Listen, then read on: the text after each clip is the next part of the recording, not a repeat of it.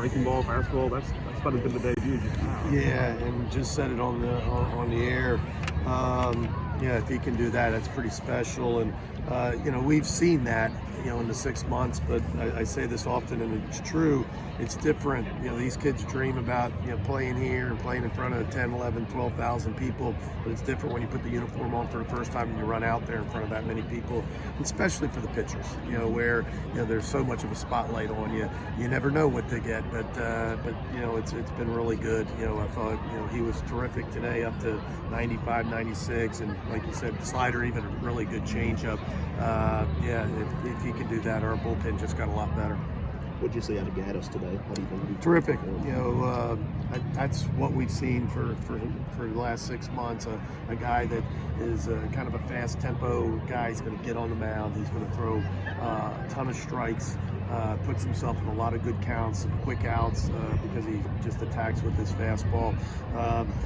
Tough as nails, and I'm sure when you're interviewing, very business-like, I don't want to even say monotone because that kind of almost sounds passive. I mean, he's not passive. He's a really sharp kid that's with a lot of confidence, and I'm glad it was a good pickup for us. What happened with Dunhurst today? Tweaked the hamstring, and that's one of the things you always worry early in the year, and then running. He was moving. I was actually going, wow, he's flying around because he can run. A lot of people don't know that he can run, and kind of pulled up a little bit, cut around in third, and he wanted to stay in, but it wasn't worth it. We'll see, how he is, the old proverbial football, day to day, but we'll see, tomorrow. 22 games. What did you see from this offense the first 2 days of the year? Kind of like what we expected. It's good to get off to a good start. It's good to score runs.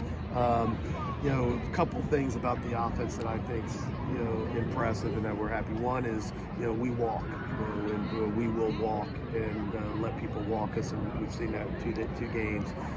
Number two is it's great to have superstars, and I think to have a great offense you have to have. You got to have the Elkos and the Gonzaleses and Chatinier and others, but when you start to mention names, you forget guys like McCann, you forget guys like Bench, but then even at the bottom of the lineup, like guys like today, you look at today's lineup, the first home run's hit by Leatherwood, a guy that didn't even play yesterday, a senior, right, hits a home run in his first at bat.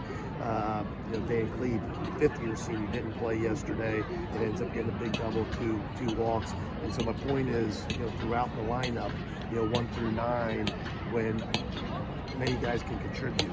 Most offenses aren't like that. They may be good, they might be top heavy, or they may be good in the middle. The last couple of years we've been good, throughout the 9, and we got off to a good start with that as well.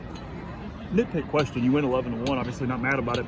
Would you like to have had the 6 more outs just to get some guys work? No, it's one of the things that's discussed, beforehand, and you don't have to do it, but I get it. It's.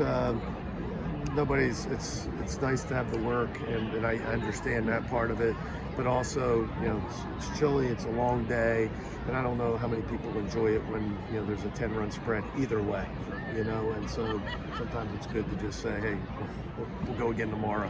So. Thanks, Mike.